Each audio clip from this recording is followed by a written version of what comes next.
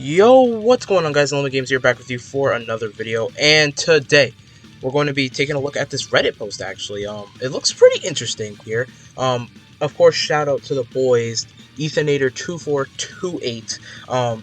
But yeah, he had this concept actually for Super Baby 1 that transformed into Super Baby 2. So right before we get into any more of the video, make sure you guys leave a like, subscribe, and yeah, let's just head straight into this.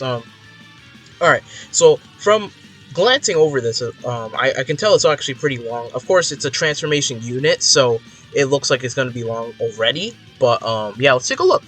Alright, so what this guy named him, Merciless Tuffle Overlord, Super Baby 1, and he actually made him Extreme Int. Now, guess this is made actually 26 days ago, so do know that. Almost a month ago at this point. Alright, leader skill, Inhuman Deeds, Key plus 3, and I'm guessing, yeah, attack 170 and defense 150. Wait, hold on. Key plus 3, 170 attack and defense. Oh, okay. 170% attack and defense, and then 150% to HP. Or Terrifying Conqueror's HP attack and defense plus 150 with also 3 key as well. That's actually a really cool leader skill. Of course, Inhuman Deeds definitely does need a new leader at this point, and I feel like Baby is a really good choice for Inhuman Deeds leader. I feel like even a Dokkan Fest like Great Ape Vegeta would also be a great one to have as an Inhuman Deeds leader. Terrifying Conquerors, we don't need as much. We have Turles, and then we also have Cooler. So we don't need it as much. If he was to lead like not necessarily like a new category, but like maybe a category that isn't nearly as built up. From the top of my head, I did pull up some of these babies, but from the top of my head, I'm trying to think of categories that he's on that definitely could use the help, excluding Giant, because this one will have Giants. So, I mean, you wouldn't have Transformation Boost, this one wouldn't have Giants.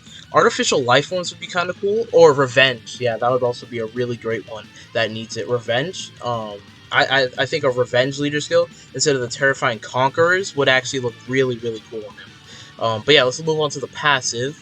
The Stolen Power of a Saiyan. Attack and defense plus 125% at the start of turn. Inhuman Deeds category allies Key plus 2, and attack and defense was 25% when facing one enemy. When facing 2 or more enemies, all extreme class allies Key plus 1 and attack and defense was 10%, and all Inhuman category allies receive an additional attack and defense was 5%. So, alright, when there's 2 enemies, all extreme class allies are getting Key plus 1 and then attack and defense was 10%, and then but specifically Inhuman Deeds category allies, they're also going to be receiving additional attack and defense plus 5%, which is going to be 1 key and then 15 attack and defense to Inhuman Deeds. And that's when it's facing 2 enemies. Of course, like it says up here, Inhuman Deeds category getting 2 key and 25% attack and defense for facing 1 enemy. So I do like how they do add, with like multiple enemies, you're getting support to all extreme class allies. It's really good. Even just a single key helps up a lot, especially in some of these some of these things that you're playing. And it definitely builds up. It helps. Yeah. Let's take a look at the next part. Launches an additional 11 key super. So 11 key. Launches an additional 11 key super when facing 6 or more enemies, or with 3 or more Pure Saiyan or Hybrid Saiyan category enemies. Foresee enemy super attacks when the conditions for Tuffle Takeover are met. So I'm guessing that is going to be the active skill. That's what I would guess. Yeah, actually, down here. The active skill, Tuffle Takeover. Alright. Let's look at the super attacks. 12 key and ranged assault. Here he's actually just explaining where the move is coming from. This is basically his airstrikes that he was using. Specifically, he was noting from fighters. What is it? Those airstrikes that he uses. It's almost like his green card, but at the same time, he's using his palms of his hands rather than using both hands. It's kind of like his green card in Legends, though. Similar to that. Alright, and then, yeah, causes immense damage and medium chance to stun. Pretty solid. 11 key. So he has a okay, that's why I said 11 key. 11 key does an AoE. Alright, I get that, makes more sense now. Alright, so 11 key Cataclysmic Comet. Yeah, that's basically where he just shoots up a bunch of blasts and they go straight falling down. Yeah, it makes sense, an AoE attack. And then also lowers attack on it, which is very good. Lowering attack on all enemies, imagine that in Super Battle Mode. Would be really, really good, honestly. Yeah, that's really good. That's really good. Alright, active skill. Tuffle Takeover effects. Lowers own attack by 70% for one turn, but will skip the attacking turn of one enemy and lower the enemy's attack and defense by 60% for 3 turns.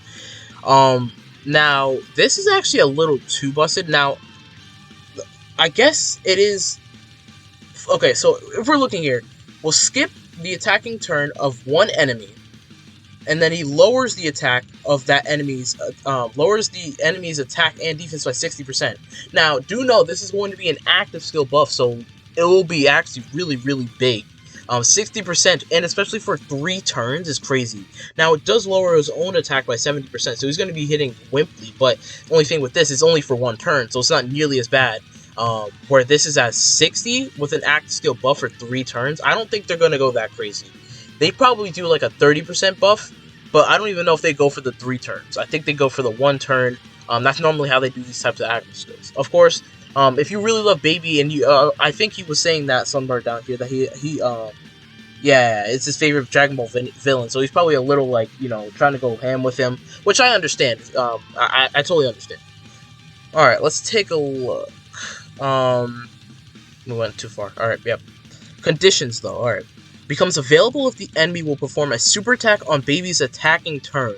The active skill can only be used on an enemy that will be performing a super attack on the turn. So if the enemy performs a super attack on that turn, if they will, he will be able to use his active skill, it looks like. Alright, I guess it does make sense, because he was saying here that he forced the enemy attacks, yeah, when the condition Tuffle Takeover are met. So that actually does, it goes hand in hand. Alright, okay, let's see. The Tuffle's race is Rage. So this is the transformation, I'm pretty sure, yeah. Transforms into Super Baby 2, but lowers allies' attack by 20% for 1 turn. Recovers 30% HP once only. And yeah, it says just straight from the anime of him transforming. Yeah, okay. So yeah, it's the end. He's basically talking about the animation right there. Yeah. Alright, so the effect of the transformation, lowering an ally's attack for 20%, definitely isn't really, like, you know, that isn't a fun thing.